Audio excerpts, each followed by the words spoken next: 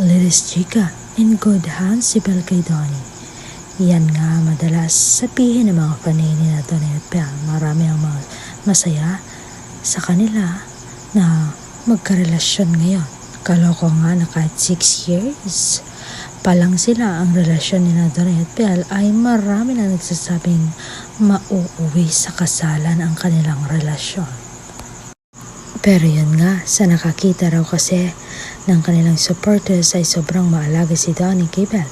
Nawala na nga raw patumpik-tumpik ang aktor at pinapakitang mahalaga talaga para sa kanya ang kanyang leading lady. Aba, pati nga celebrity na nasa party namin ay nag-agree na talagang bagay silang dalawa na napaka-positive ng dating nila kapag magkasama.